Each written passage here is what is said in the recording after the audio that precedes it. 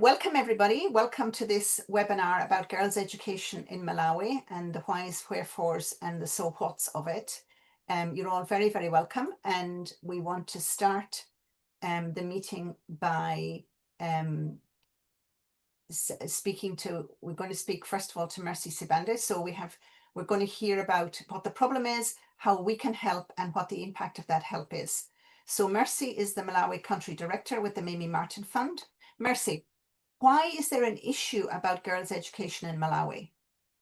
We might know that education in Malawi is not free. Secondary education is not free. So, as it is not free, most families in Malawi are among the group that are average Malawians, very poor, that they cannot manage to pay school fees at a secondary school for their children. So, secondary education for girls that are for the girls, it's really tough for them to get through secondary education because most of the girls do not have money to pay their school fees at the secondary.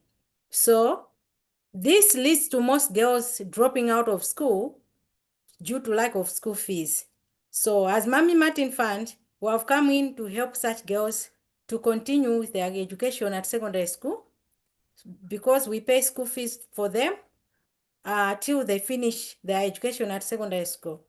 But secondary, not only the issue of families not having money to pay school fees, but also we have noticed that due to the Malawi Kwasha, the inflation rate that goes up each and every day, most families cannot manage to find money to pay fees. And also, mostly of our girls that we pay fees for are their parents and guardians depend upon subsistence farming, which do not provide enough even for them to go to the market and sell and realize money to manage the school fees.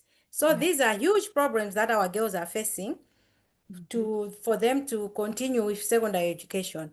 On top of these problems, we also have seen and studies have shown that most families in Malawi will prioritize boys' education than girls.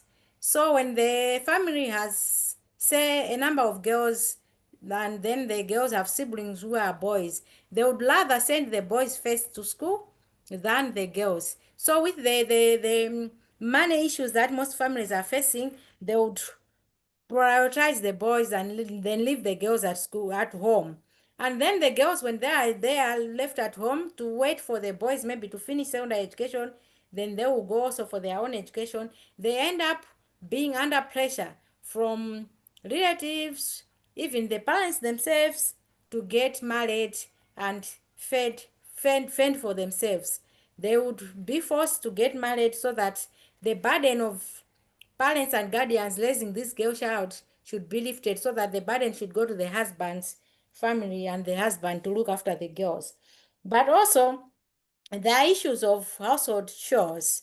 In Malawi, mostly the chores for the roles in the house, most roles are for the girls to do, like taking care of siblings. Those things are left for the girl child to do.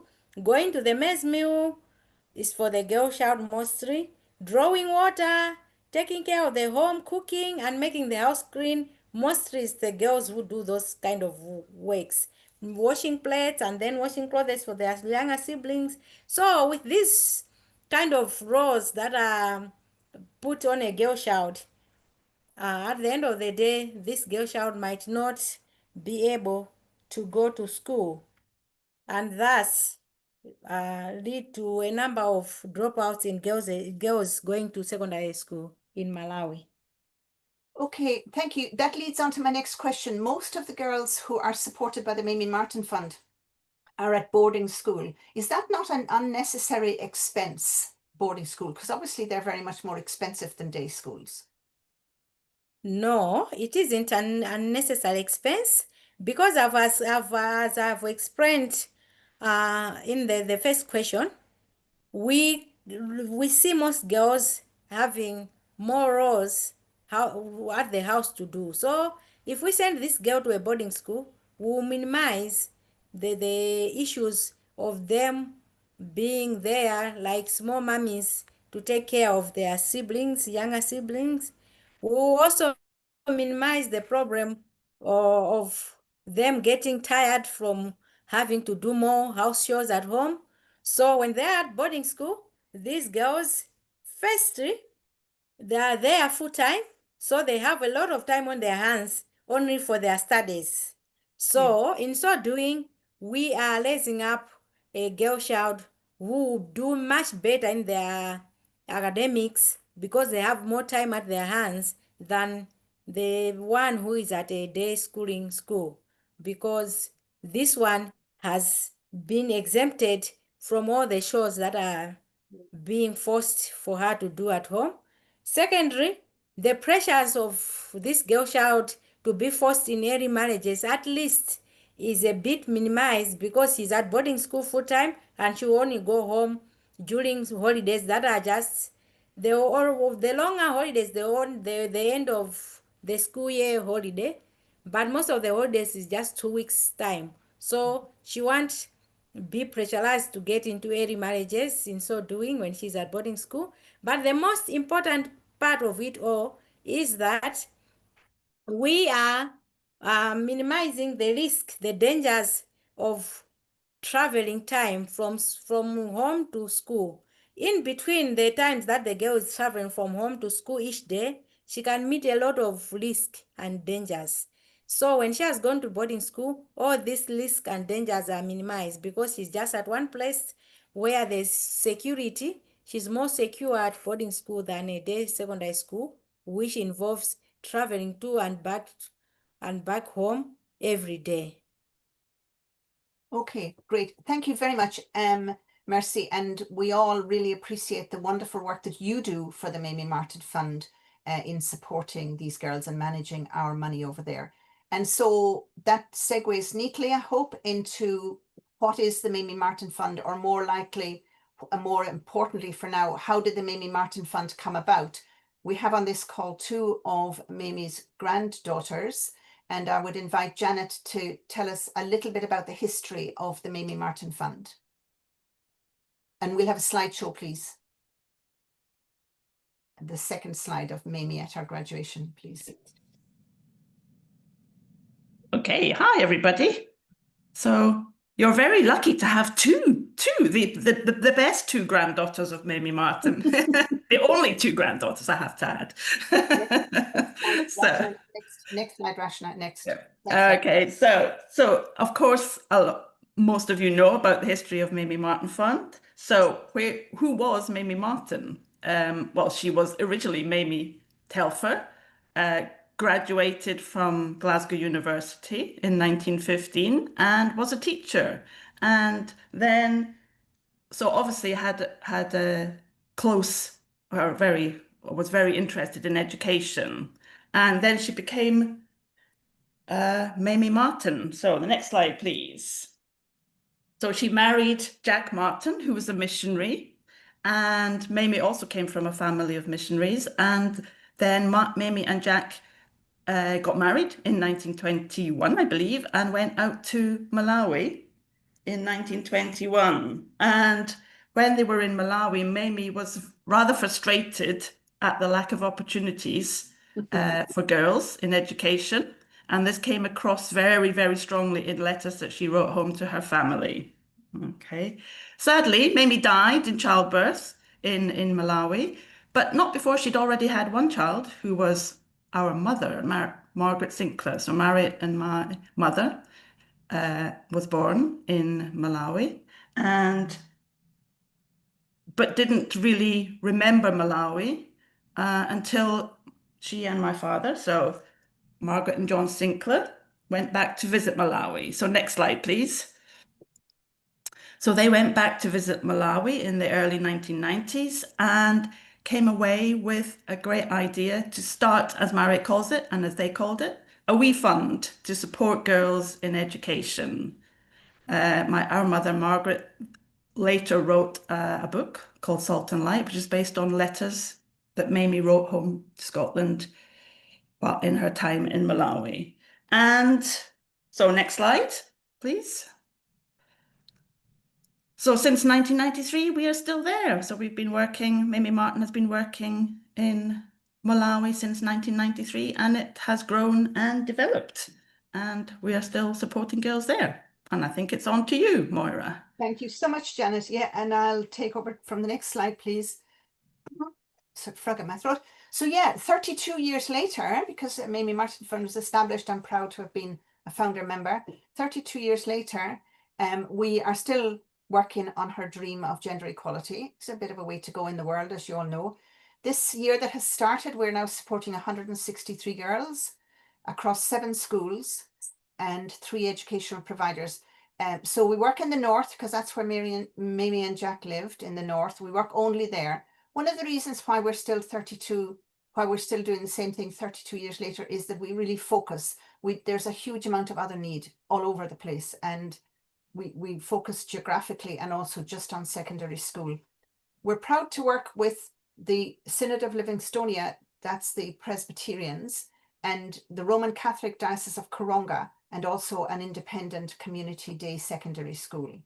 And that's really important to us, that even though those schools are owned, the ones that are owned by religious organizations, they're grant aided, so the government selects half of the students, so they're effectively non-denominational schools. Now, if I can have the next slide, please. As well as providing fees, which we pay directly to the schools, the girls need a bunch of other stuff. They turn up to school with something's absolutely nothing. And this is, we have a Ready to Learn fund, which Mercy manages. Mercy has complete discretion over the spending of this. And this little word art is, in the last year, what the girls most asked for, what the number of requests, not the kind of cost of it. And soap costs the equivalent of 10 pence, a UK 10 pence a bar, and that they don't have enough soap. They need all of these things. They'll have no money. They come from dirt poor parents. So that's part of our kind of all-round support of the girls and of the education, because it's just not enough to just pay fees. And Mercy as well provides a huge amount of pastoral and psychological support to the girls. She visits the schools, each school every term, which is very important in terms of our governance and accountability.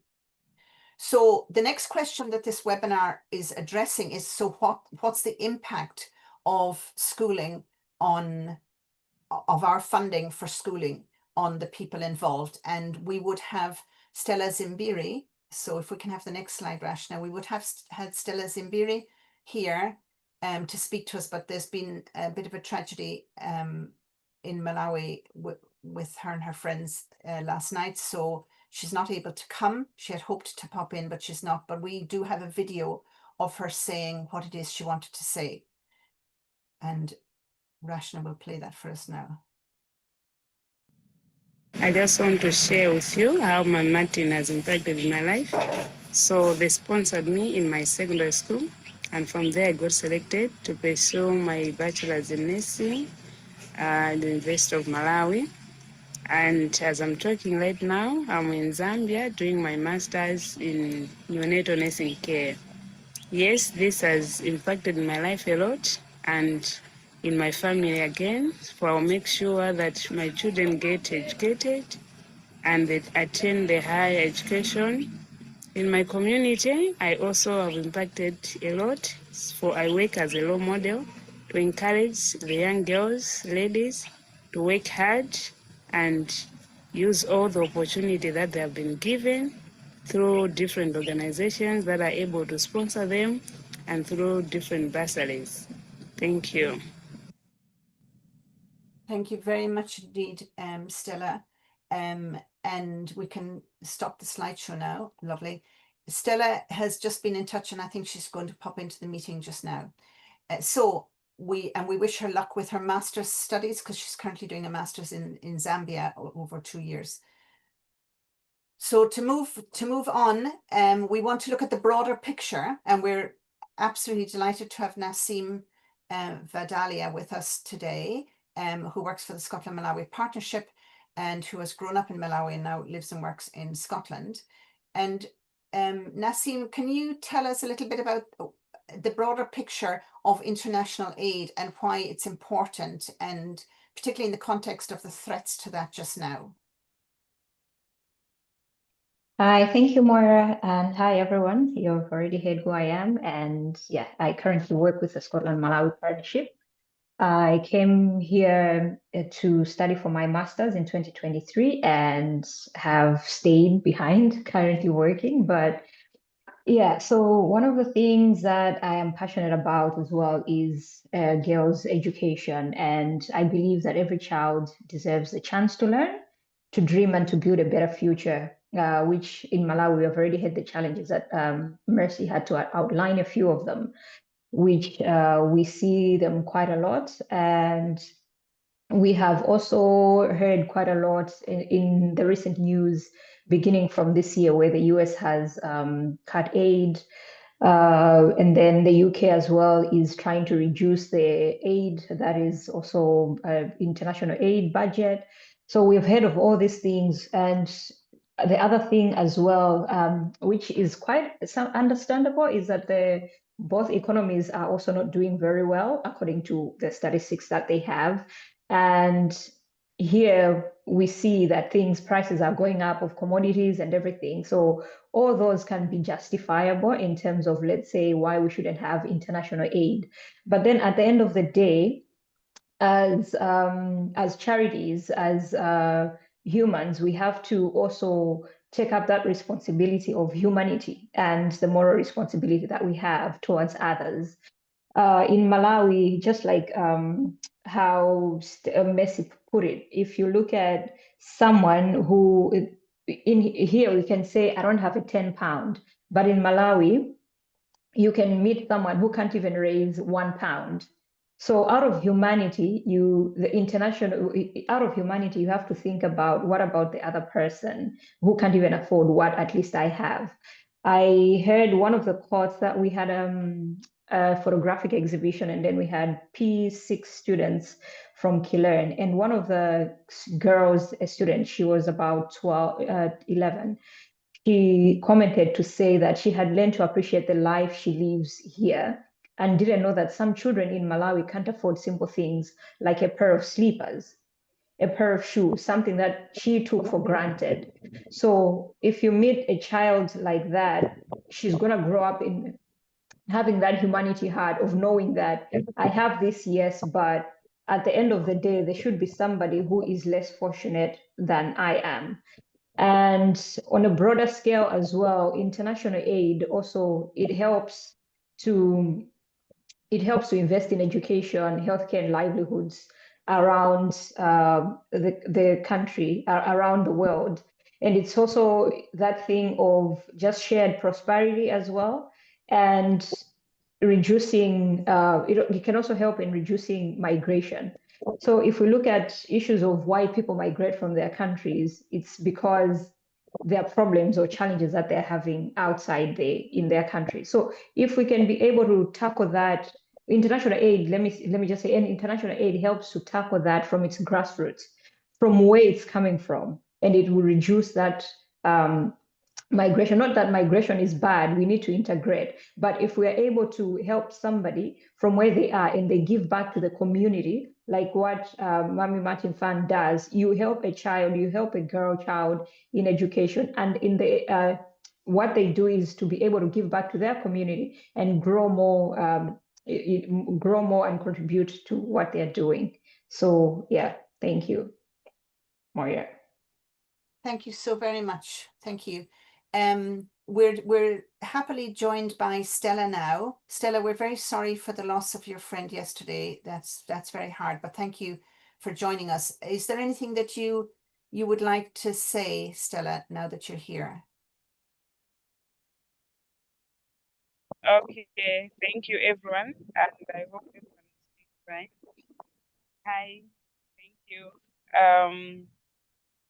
This is a nice event, and thank you for everything, and for allowing me to be part of this. It's everything. In short, I think I just want to thank Martin Fund, since I'm one of those who appreciate whatever my Martin Fund has done in my life. For every journey, it begins with the first step. So my Martin Fund was my first step in my life. So since we know that in Malawi, most of the times when you're in primary school, you have a free education. But now when you go to secondary school, that's where a journey starts. So it's where it is determined where you're going to have a future or your future is going to end there. So I was one of those who didn't know how my life is going to be until my Martin came around. So when they came to my rescue, then I realized to say there's future in this. And I remember the first time we were recruited, they told us to say, this is people that are trying to help, and take this as your opportunity. So if you work hard, it means you can make your future. But if you take this for granted, it means this is a choice that you make.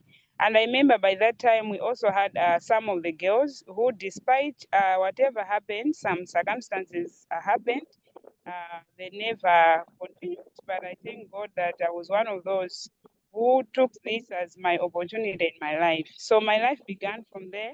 And then I made a choice to say, I'm going to make my Martin realize that whatever help they are giving to girls, it's not just going in vain. But one day they're going to know that we appreciate whatever they do. So from that choice that I made, I worked hard until I went to college. And even when I was at college, though I was told to say my Martin cannot continue because it's funding from the only fund secondary school girls, but I was never, I was never disappointed because I knew that now my life is continuing. So I also had a bursary again when I was in university. So I was supported by Gaia, and then my life continued. Then from there now, after I finished my school, then I started working. I also made a choice to say, okay, I was helped in my first step with my math. Then my second step at the University of Gaia. This time around, I need to give back. So whatever I have, I save for myself so that I go to school while self-sponsored. So from there, I'm in Zambia doing my neonatal nursing, master's in neonatal nursing, and I'm being sponsoring myself because whatever I have, I save a few so that I manage to pay. So whatever the circumstances happen, but God is still favoring me. And now that I'm happy that we have just finished my first year, I'm remaining for the last year, which is next year, because it's a 2-year course. So from next year, it means I'll be saying that now I'm a master's holder and aspiring for PhD.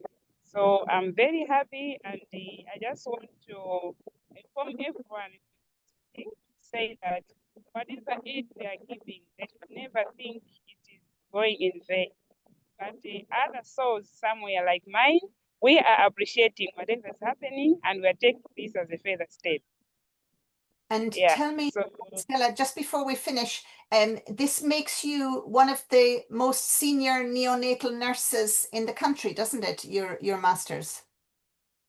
yes, my master's it does, because as of now, I think we only have a few colleagues who have done neonatal nursing so far, but we are I think I should be one of, I think we are, I'm one of the first 10. I don't know if we have reached 10 so far, but I'm one of those first 10 who are doing neonatal, masters in neonatal nursing.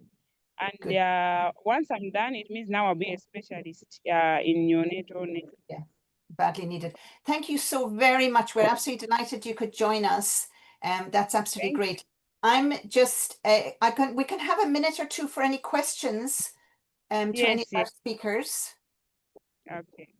Anybody pop up either pop up your hand or turn on your microphone and just speak your question.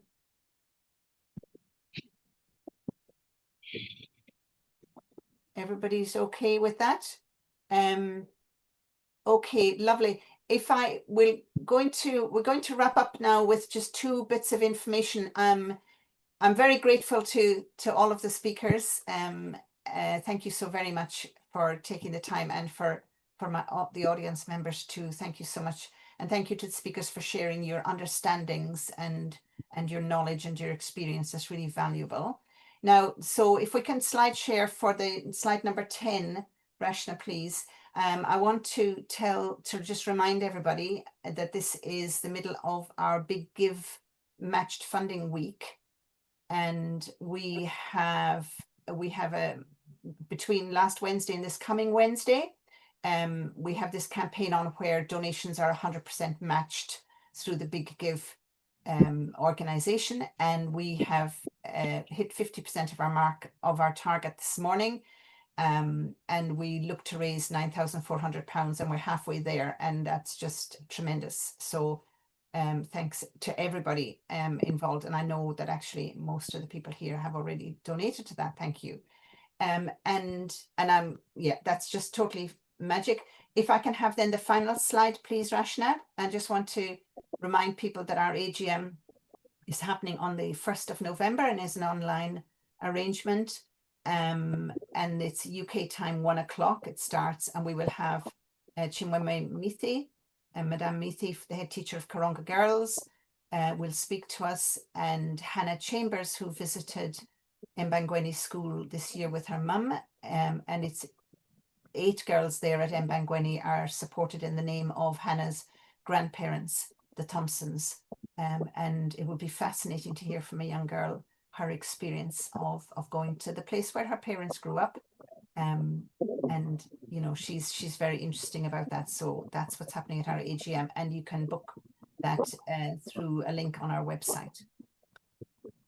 Okay, so thank you. We can end the slide sharing now, and just does anybody want to say anything? Other than thank you very much, everybody. Janet? No, thank you for organising this, Moira. Well done. Good way to start a Monday. Good.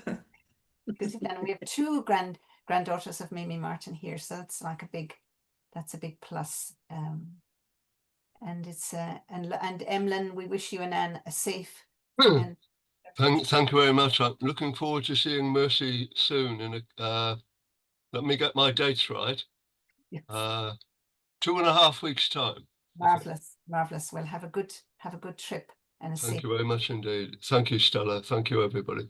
That's really good. And Isabel, thank you. Isabel has written a book called Myth and Reality of the Missionary Family, which I think you all know that, and it's on our website.